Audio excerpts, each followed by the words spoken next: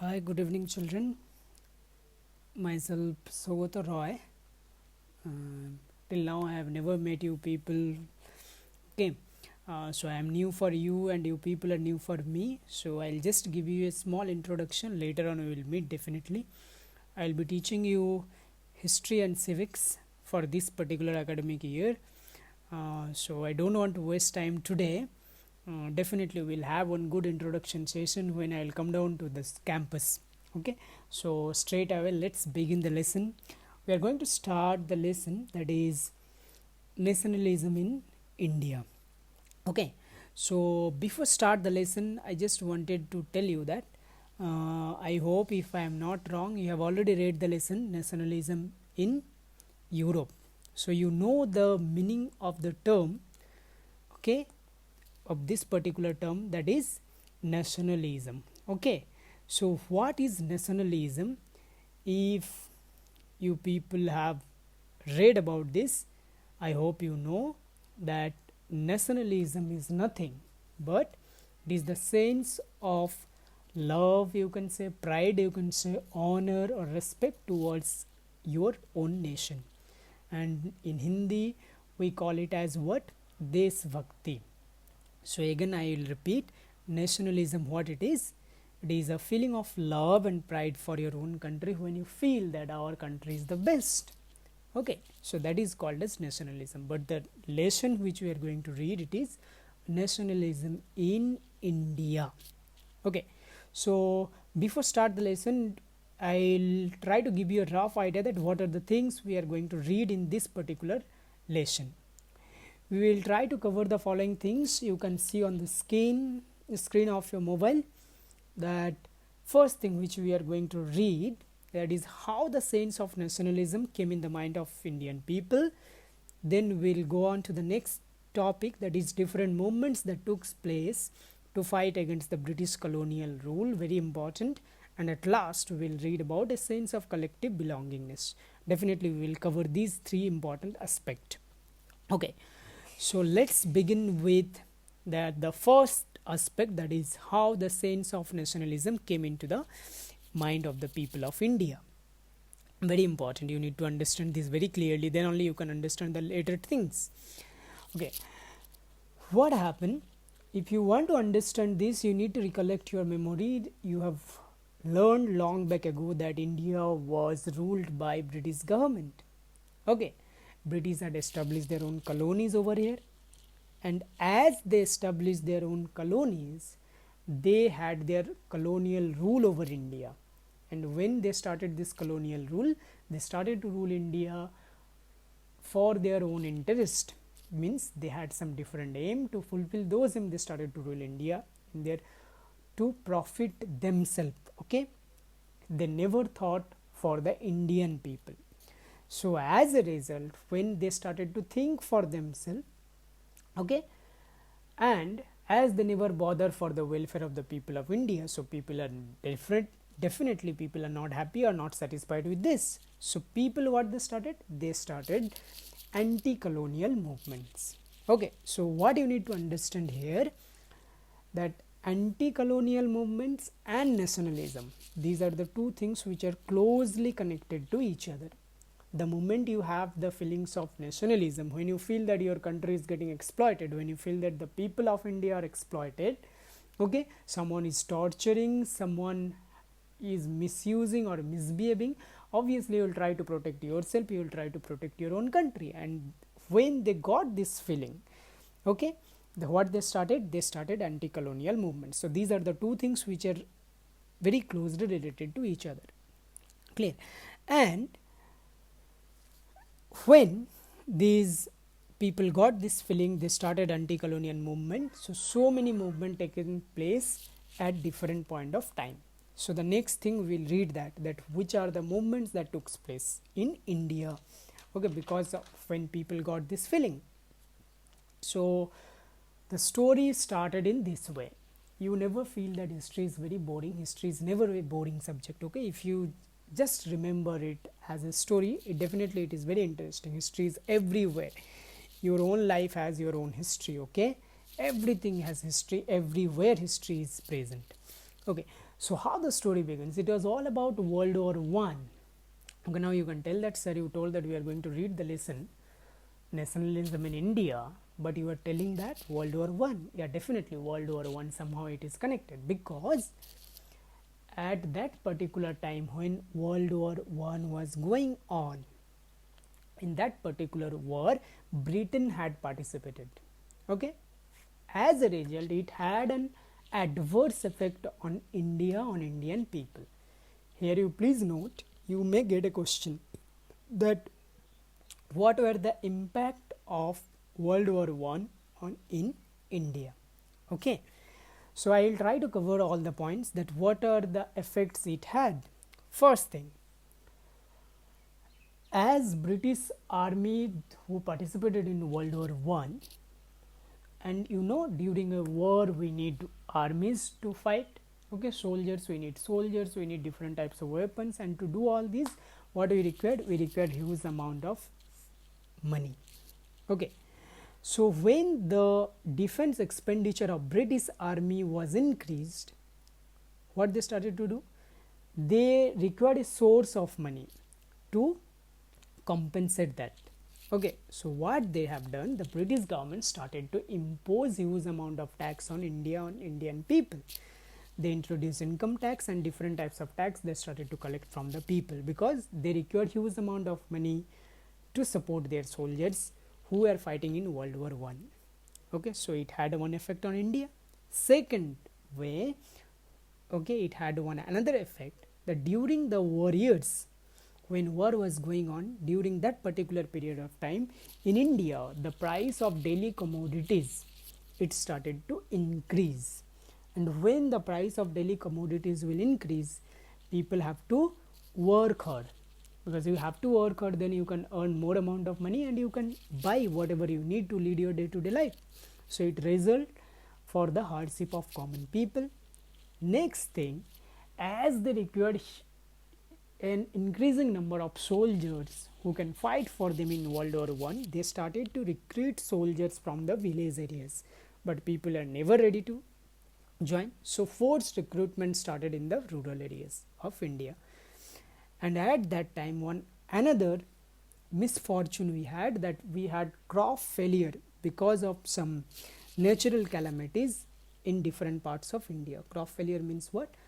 That because of the natural calamities, we didn't get that much of production what we are supposed to get. We didn't get that much of agricultural production. So as a result, there are shortage of food. And very sad, okay, very unfortunate event that had taken place, that made the condition still worse. That was one epidemic had taken place.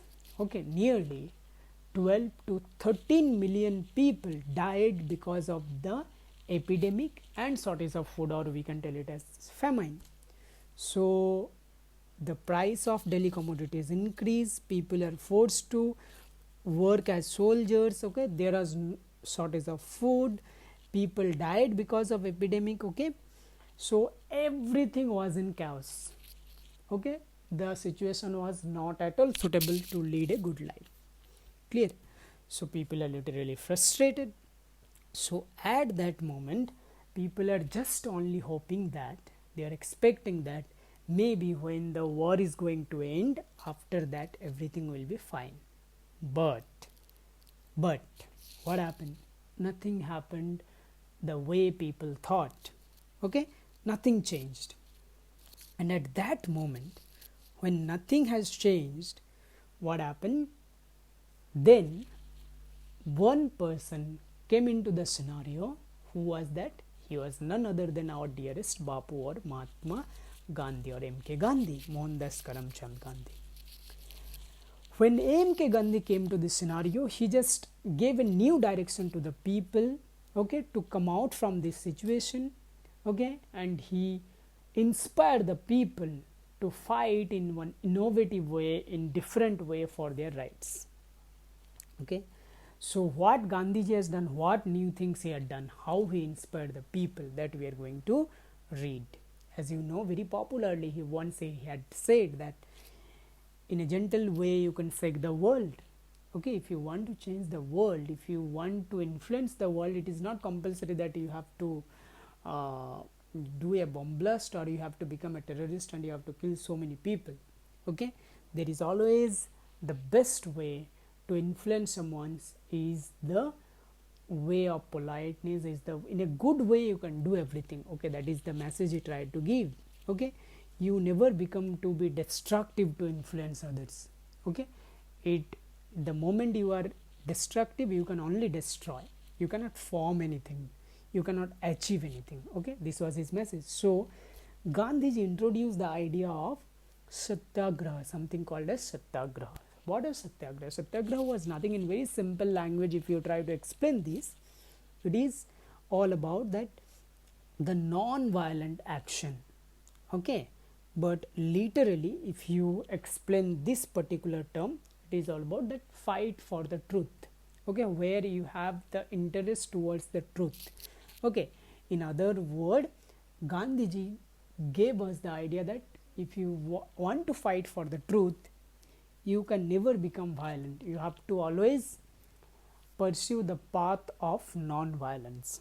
That is the message he tried to give through his idea of satyagraha.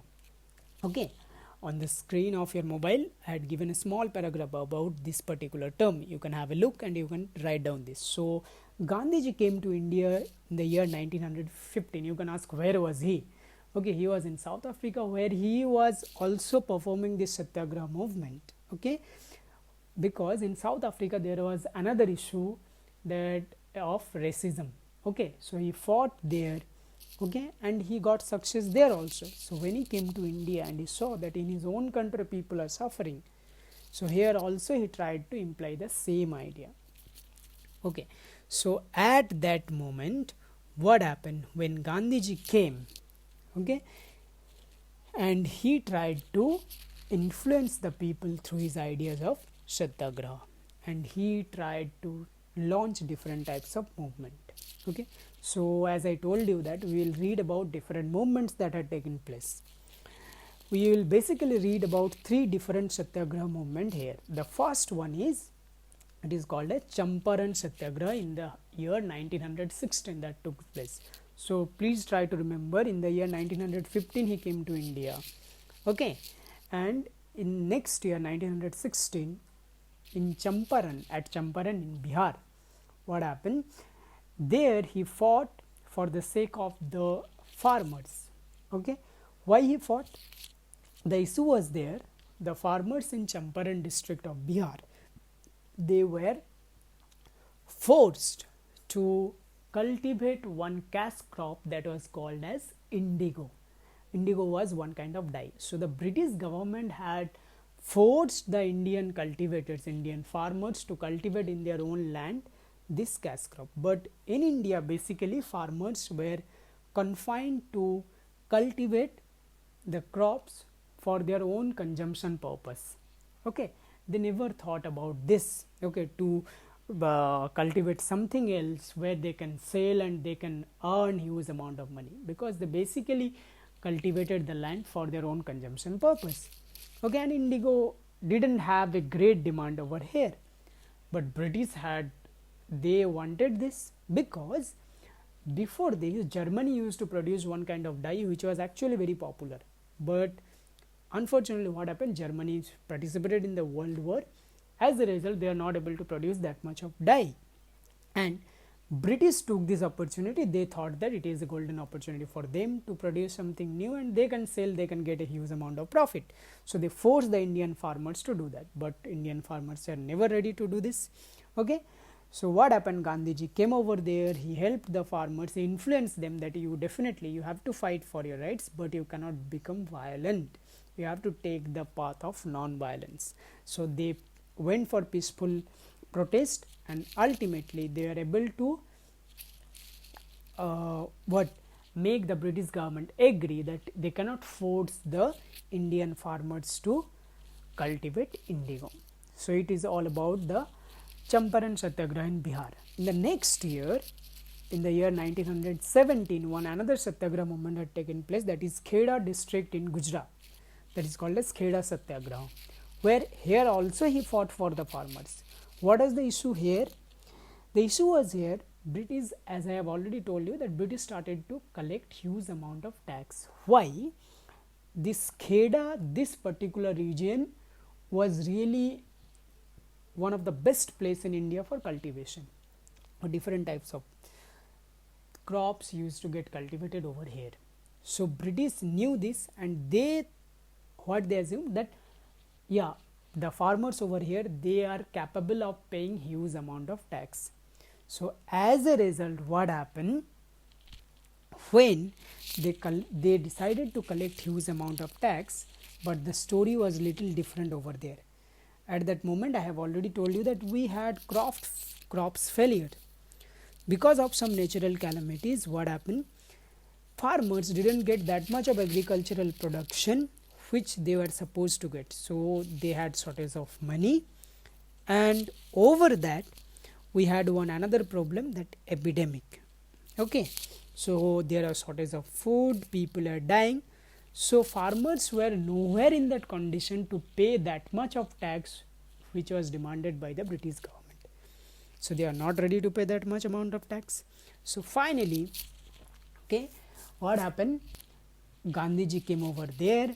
Okay, one of the local leader of those farmers, he tried to contact with Gandhiji, and Gandhiji, after some time, he came over there, because at that time he was in Ahmedabad. Okay, that you will read. Okay, so after some time, Gandhiji came over there, he discussed with the farmers, and finally they got their right again. In the peaceful way, they fought for their rights. Okay, and they were not forced anymore to cultivate indigo in their own land. Sorry, I'm extremely sorry. They were not forced to pay that much of revenue which was demanded by the British government. Understood? Only the thing was that those farmers who were really rich, okay, who were really had the capacity to pay that much amount of revenue or tax, only they are supposed to pay that tax. Okay, but rest of the farmers are not entitled to pay that amount of tax.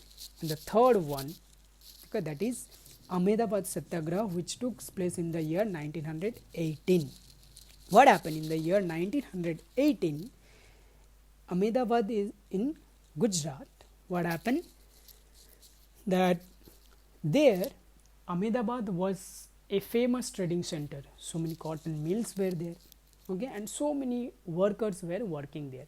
But because of what happened, this epidemic or plague that had taken place, the workers started to move away, because the owner of those cotton mills, they are not paying proper wages to the workers. And when workers started to move away from there, what happened, the owner of those cotton mills, somehow they felt they need those workers. Okay, they tried to retain back them. So as a result, what happened, they gave an offer. What is the offer? They told that we will pay you extra 80% of your salary as a package because of this epidemic. Okay, so suppose if they are getting 100 rupees per month salary, they are getting 180 rupees. So again the workers are happy, they returned back there. Okay, they returned back by those mill owners, and they started to work there.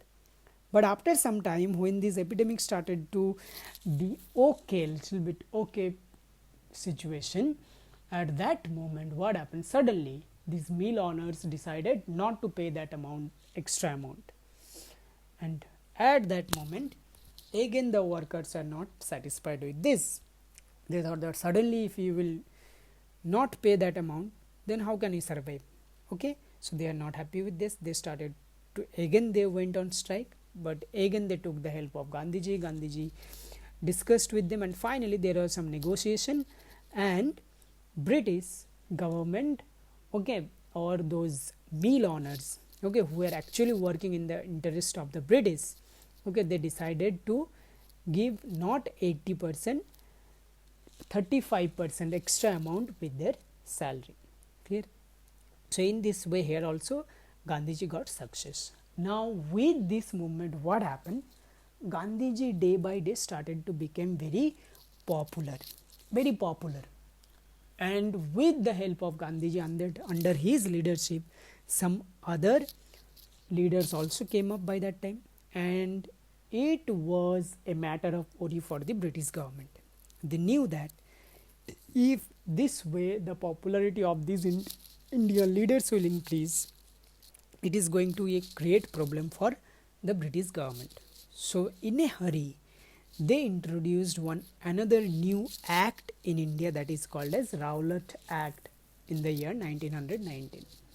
What is this act? In your mobile screen you can find, I had given you another small paragraph here about this particular act, where this had given enormous power to the British government. Okay, so with this power, through this, the government was entitled for the detention of any political prisoners without any trial for 2 years. They could arrest any political leaders whenever they are suspected without any trials in any court. Okay, it also gave them the power for what? To suppress any political activities. So it gave the British government and the police the highest authority. The aim was that to suppress those political uprising which are actually against the British policies. Understood? Now, when this Rowlatt Act was passed in the year 1919, what happened? People were not ready to accept it very easily. And at that moment, on April 6th in the same year, Gandhiji launched what? Another Satyagraha movement, that is called as Rowlatt Satyagraha. Clear?